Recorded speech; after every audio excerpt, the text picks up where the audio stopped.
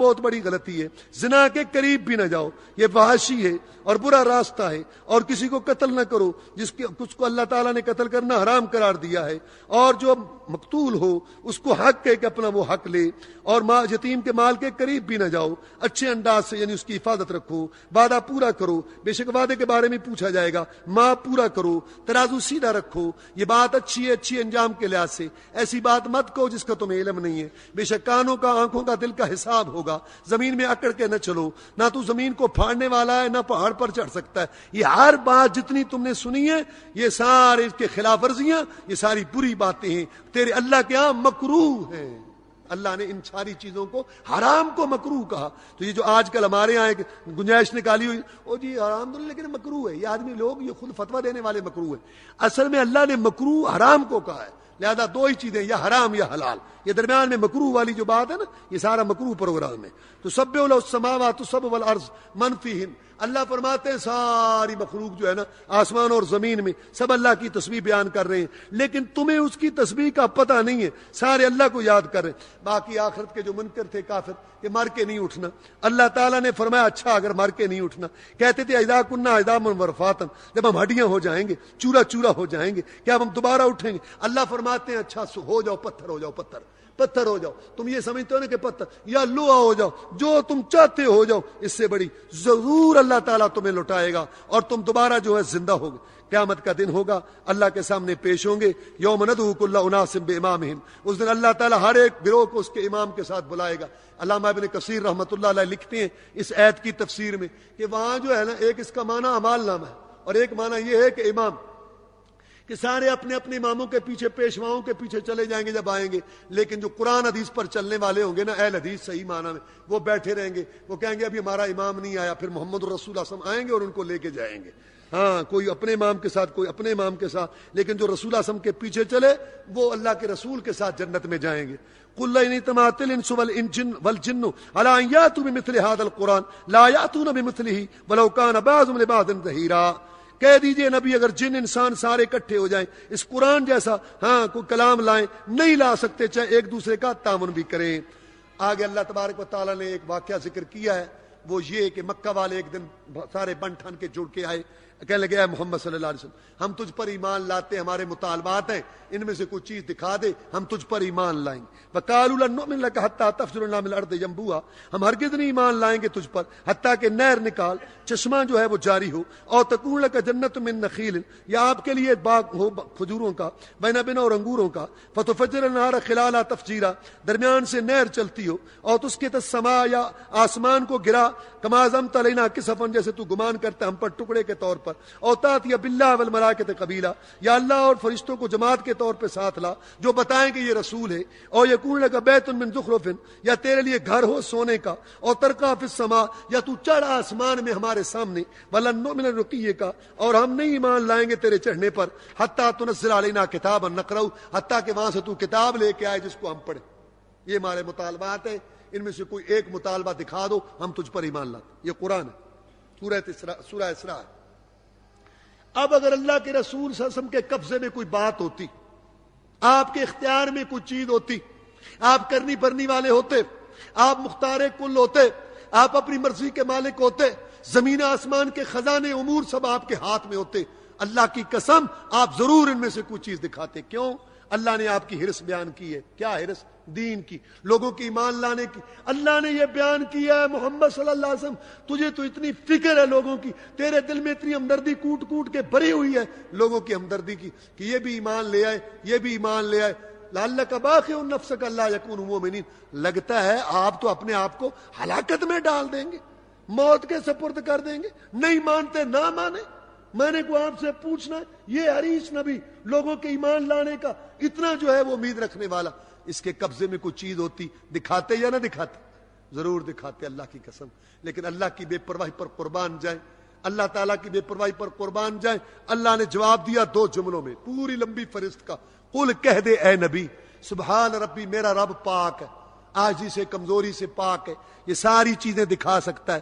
حال کنت الا بشر رسولا، میں انسان ہوں، رسول ہوں، میں نے پروگرام پیش کر دیا ہے، دعوت دے دی ہے، تمہاری سمجھ میں آتی ہے اس کو قبول کرو، نہیں آتی تمہاری مرضی، تم اپنے گھر میں اپنے گھر، میرے پاس پٹاری نہیں ہے کہ میں کھول کھول کے دکھا دوں اب یہ بن گیا، اب یہ دیکھ لو، اب یہ، میرے پاس ایسا نہیں۔ اس سے یہ بھی بات ثابت ہو گئی کہ معجزہ اللہ کے قبضے میں ہوتا ہے، نبی رسول کے قبضے میں نہیں ہوتا، جب اللہ چاہتے ہیں اس کو ظاہر کراتے ہیں۔ کرامت اللہ کے قبضے میں ہوتی ہے، ولی کے قبضے میں نہیں ہوتی۔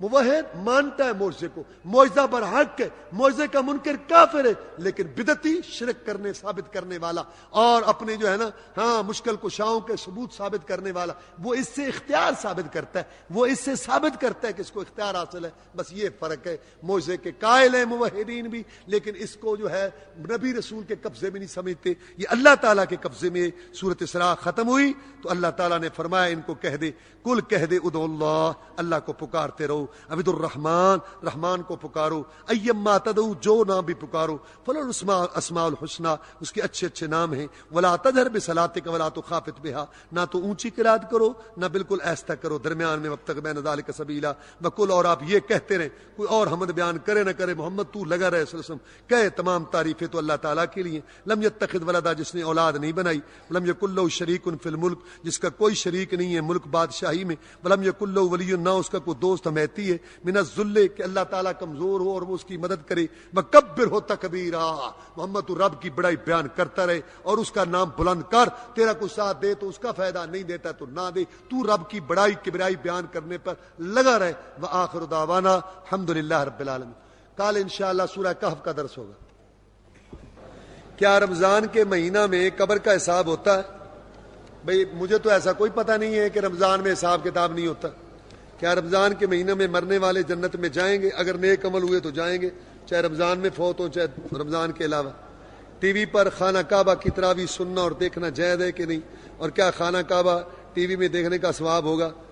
بھئی دیکھیں، بات سنیں، یہ ایک راستہ کھلتا ہے، آج خانہ کعبہ دیکھیں گے، کل کچھ اور دیکھیں گے، اس لیے جو ہے اللہ تعالیٰ سے آپ دعا مانگے، اللہ آپ وہاں آپ کو لے جائے اور آپ اس کے قریب جو ہیں وہاں دیکھیں پڑے۔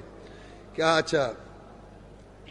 اچھا سوال یہ کہ اہل حدیث ابھی سے ہیں، نبی کے دور سے ہیں؟ دیکھیں بھئی، حدیث نبی کی حدیث فرمان کا نام ہے، جو پہلا آدمی حدیث پر عمل کرنے والا تھا وہ پہلا اہل حدیث تھا اور وہ ابوبکر صدیق تھا رضی اللہ تعالیٰ۔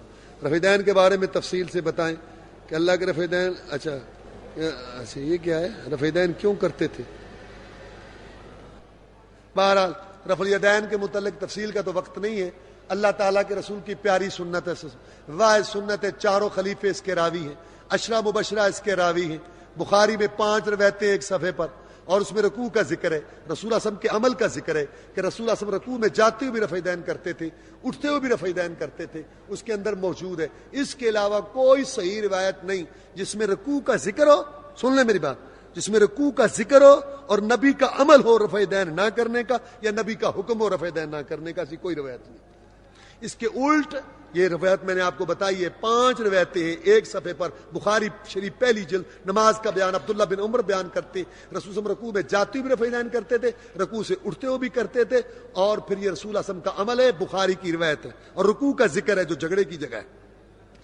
میں نے صدقہ فطر رمضان شروع ہوتے ہی ضرورت مند کو طلب کرنے پر 30 روپے فکس کے ساتھ دے دیے، ہو گیا انشاءاللہ ہو گیا۔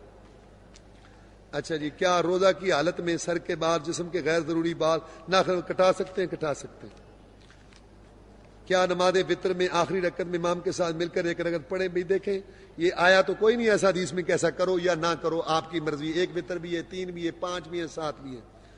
اچھا جی، ذوالقرنین کا دوسرا نام کیا سکندر اعظم ہے؟ نہیں، یہ بات آئے گی سورۃ کاف میں۔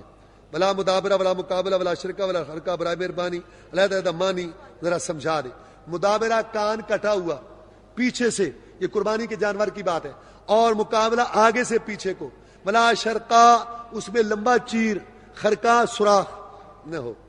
آدمی کی فوت شدہ ایک رکعت کھڑا ہونے کے بعد رفع دین کے ساتھ نہیں، وہ 2 رکعتوں کے بعد جب اٹھتے ہیں اس وقت رفع دین۔ کیا اپنے محلے کی مسجد کو کسی دوسری جگہ پر مسجد میں جا کر ٹکا بیٹھنا درست ہے؟ اگر وہاں سمجھے کہ دین کا زیادہ فائدہ ہے تو ٹھیک ہے۔ کیا کوئی آدمی بغیر کسی ذمہ داری کے مرکز میں شرعی لحاظ سے قیام کر سکتا ہے؟ اگر کر سکتا ہے تو کتنے دن؟ بھی دیکھیں، اگر ضرورت ہے تو آپ یہاں رہیں، بطور مہمان کے اجازت لے کر، ویسے 3 دن زیادہ تک ٹھہر سکتے ہیں آپ۔ رسول اللہ نے فرمایا لا تشد الرحال الا الى ثلاثه مساجد، کہ نہ کچاوے کسے جائیں مگر 3 مشتوں کی طرف۔ کیا دور دراز سے سفر کر کے مسجد قاسیہ میں اعتکاف کے لیے آنا جائز ہے؟ اگر جائز ہے تو اس حدیث کا کیا مطلب ہے؟ دیکھیں بھائی، اس کا